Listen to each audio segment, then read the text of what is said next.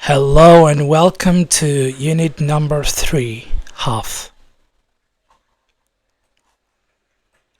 Kusoo dhawaada cutubka saddexaad, half. Okay. Half often means to own or possess. You can say, I have a computer, we have a small house, I don't have enough money to buy a car. Okay. Half waxaa loo isticmaalaa lahaanshiyo. Okay. Possess or own. Lahaanshiyo wey. It means to own or possess something. In shay la lahaado. Okay. Often aa la yidhahdaa loogu dhawaaqa. Often waa badanaaba. Yes, badanaaba. So you can say, I have a computer. Computer baan haystaa. Lahaanshiyo ka hadlaysaa soo lama dhihin. We have a small house. Guri yar baanu leenahay. I don't have enough money to buy a car. Lacag igu filan ma haystaan gaari kusoo iibsado. Okay. B. What can you have? You can have a breakfast. You can have a party. You can have a class. You can have a cup of tea or cup of coffee. You can have a cold when you're sick. Okay. What can you have? maxaad haysan karaysaa marka half aad u isticmaalaysaa? You can have a breakfast. Quraac aad cuni karaysaa. oo quraacda markaa cunayso maxaa leeyahay? Have a breakfast.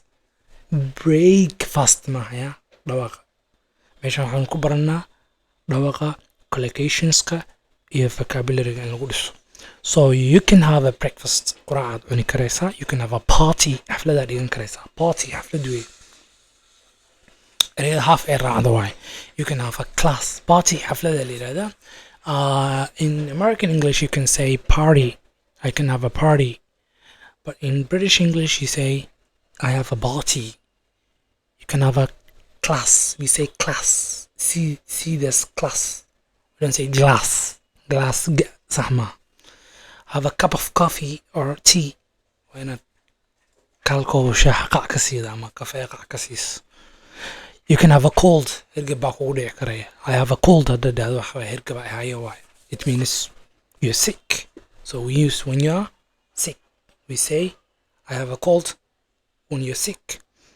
Other things you can have. waxyaabaha kale half aa u isticmaali karayso. Breakfast. You can have a breakfast. You can have a dinner. casha waay dinner. You can have a lunch. qado waay. You can have a meal. raashin wey cunno. Meal. Have a meal. You can have something to eat. waxaa cunto ayaad haysan karaysaa. You can have a party. xafladaa qabsan karaysaa. You can have a meeting. meeting ay yeelan karaysaa. You can have a date. date waa shukaansi wey. date is a social or romantic meeting. meetingka oo bulshada dadka yani iskugu imaanayaan. laba qof isku imaanayso. oo ama waxay noqon karayaa romantic jacayl. shukaansi yaa ladhahnaa. romantic meeting. date is a romantic meeting. You can have a good time. You can have an argument. Good time waqti fiican wey. argument ni waa dood inaad cid la muranto. Have an argument with someone. Or you can say I had an argument with my father, for example. Abay baan dood khilaafna dhex galay. dood. You say argument. argument ma dhahno. You can have a class. You can have a homework. homework waa class waa xiisad. homework waa homework waaye ama exercise-ka xaafadda looga shaqeeyo. You can have an exam. You can have an appointment. appointment balana wax ka qabsan karaysaan with a dentist. dhakhtarka ilkaha oo kale. dentist aan dhahnaa. test. You see? dentist. Okay. dentist waa dhakhtarka ilkaha. You don't say dentiste. Don't say that. Okay. You can have a cup of coffee or tea. You say I have a cup of coffee. You can have something to drink. waxaa cabtaad half u isticmaali karaysaa. You can have a drink. Okay. drink waxaa cabto wey. You can have a snack. snack waxaa lahaa cunada qamshaxa ee meal to meal. cunto ka cunto dhexdeeda cunto. qada iyo casho inta u dhaxayso. cuntada yararka cunto tufaax xabad tufaaxa aad ku sugato cashada ama qadada ku sugato. waxaa la yiraahdaa snack la dhahaa. waa little food between meals. waa cunto yar meals ka dhexdooda cunayso. You can have a cold. hergeb baa kugu dhici kara. You can have a flu. hergebkan sanka wax kaa soo daadanayaan wey. You can have يعني diifku ka imaanayo. You can have a headache, madax xanuun baa kugu dhici kara. Headache maahan, you say headache. You can have a broken arm, gacan baa kaa jabi karaysa, gacan jaban baad haysan karaysaa. You can have a sore throat, sore throat. Cuna xanuun baa kugu dhici kara, cunaha ku xanuuni kara, dhuunta. Okay, expressions with half, erayada half ama oraahyada half ay raacdo. Expressions waa oraahyo. Okay, you can say I'm going to have my hair cut. Timahan soo jaranaya. So means someone is going to cut my hair. Qof baa tinta ii soo jaraya wey. You can say bye bye ama goodbye. Nabaday, have a good trip. Safar wanaagsan. Have a good trip maxaa waye? Safar wanaagsan. You say this when someone is going away. Mar qof uu kaa tegaya waxaan dhahdaa have a good trip. I have a brother and two sisters. Hal wiil oo ila dhashay, laba gabdhood oo ila dhalatay baan haystaa. She's going to have a baby next month. Bisha soo xigta cunug baa u dhalan doona. She's going to have a baby next month. Cunug baa u dhalan doona wey. Okay means she will give birth. Okay, way dhali waay. I want to learn to ski. Waxaan rabaa inaan barto ciyaarta skiga. Skiga waa ciyaarta la barafka lagu ciyaaray oo laha inta la qaato. Bal muxuu yiri laakiin but I don't have the time, waqti uma hayo. Do you ever have trouble weligaa dhib ku qabtay understanding English? Do you have ever problem understanding English? weligaa problem ku qabtay inaad fahanto luqadda English means oo adkaato way. Do you ever have a difficulty in understanding English? Okay, E. Let's move on to E. Have to hadda aragta must la macnata. So waxaad dhihi kartaa you use have to. Have to waxay isticmaalaysaa when something is necessary, marka shay uu yahay lagama maarmaan, daruuri, and you have no choice. wax aad kala dooran kartana aysan jirin ood ku qasbanta. So maxaa leenahay the museum isn't free. Museumka madxafku maahan mid free ah. You have to pay $10 to get in. waa inaad $10 bixisaa si aad u gasho gudihiisa. Get in, gudagelis waa. So you have no choice but to pay $10 to get in. Okay, she has to take an exam. waxay ku qasban tahay inay imtixaan u fadhiisato at the end of the koorsada markay dhamaato. So she has no choice but to sit for that exam. wax kale ma haysto, choice kale ma lahan. Okay, meesha maxaa leeyahay we use don't have to. markaan wax ku qasbanayn ka waran. markaan wax ku qasbanna taa waxaan isticmaalaynaa have to. soo ma markaan wax ku qasbanayna waxaan isticmaalaynaa don't have to. Use don't have to. Don't have to isticmaal when something is not necessary, markuusan shaygu ahayn daruuri or not required ama aan lagaa rabin ayuusan waajib ahayn. oo waxaad dhihi kartaa I don't have to work on Saturdays. kuma qasbanaynaan maalmaha sabtida shaqeeyo because of reer galbeedka sabtida fasax uu yahay. You can also say we don't have to go to the party, xafladda kuma qasbanin in aadno if you don't want to, hadaadan adiguba rabin. Have got iyo have got to aragna marka xigan. Have got have got iyo have got to aan aragno. iyaga waxaa la isticmaalaa in spoken English. marka Ingiriiska hadalka badanaa la isticmaalaa, qoraalka lama isticmaalo. It's very informal or informal way oo si rasmi looma isticmaalo. waxna ma soo kordhiso got meesha ku jirto. have to leela macnata. oo haddaad tiraahdeed have got iyo have isku mid waaye, have to iyo have got to isku mid waaye. So you can say I've got a bad cold. ergib xun baa ihaya, stay away, iga fogow. I've got that's waa ka tegi kartaa. You can leave this got, or you can say I have a bad cold, stay away. ergib xun baa ihaya, iga siko, iga fogow. Have you got a minute? Have you got a minute? halda waqti miyaysaa? hal daqiiqa miyaysiin kartaa? I need to talk to you inaan kula hadlaan rabaa. Okay, I've got to run. inaan meeshaas kaga cararoon ka dhaqaajiyo wey. See you later. So I've got to run macnaheedu waxaa waaye I have to go right now. hadda inaan baxa weeye. Okay, exercises. Okay, exercises kan waan bubsiin doonaa, ka shaqayn doonaa. So I'll be very fast. I'll be very fast. Pause the video, isku day marka hore, then waan ka shaqaynaynaa. Anaa ka shaqaynaya. But I'll be very, very fast. I promise that. Okay, fill in the blanks meelaha banaan buux. Use isticmaal words from B, C, and D on page 8. Page 8 inta ku laabatay page kan ka koreeya. Erayada B, C, E meelahan ka soo qaado erayada. Meesha aan ku buuxi lahayd. Xabadkooda lagaga shaqeeyay marka waxa lagu yiri I never have a big breakfast in the morning. Weligay quraac culus ma cunin, quraac badan ma cunin subax hore. Breakfast lagu geliyo. Okay, I have an with doctor at okay, dhakhtar waxa la lahaanay muxuu ahaa? Do you remember that? Dhakhtar waxaan la lahaanaynay dentist oo kale. Appointment. Okay, appointment. So I have an appointment with the doctor at 1 o'clock. Kooda ayaan waxaan balan la leeyahay dhakhtarka. Okay. Kooda ayaan dhakhtar leeyahay dhakhtarka aan la leeyahay. Okay, let's move on. I had yesterday, so I had to study all last week. Okay. Maxuu noqon karaa waxaas? I had an exam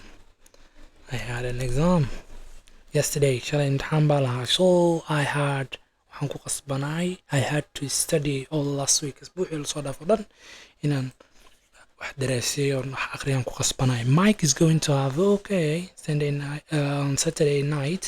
Are you going? He's going to have a party. Mike xaflad uu leeyahay on Saturday night. Habeenka Sabtida. Are you going, Madisa? I want to take a vacation. Waxaan rabaa inaan qaato fasax dalxiis this summerkan, but I don't have the time. Okay, waqti uma hayo because I'm too busy. Because I'm busy. I have a terrible cold. Terrible xun waay. Bad waay macna. I have a terrible cold. Bad xun baa haya. I keep sneezing. Hindisaan ku waashaa. Waa kana eriga yani hindisadu muujina. I had a date. Waxaan shukaansi isu raacnay. Waan shukaansi la aaday with Maria gabadha last night xalay. We went out banaankaan aadnay to have a dinner. Saan soo cashayno and a movie. Film noo soo daawano, wax soo daawano.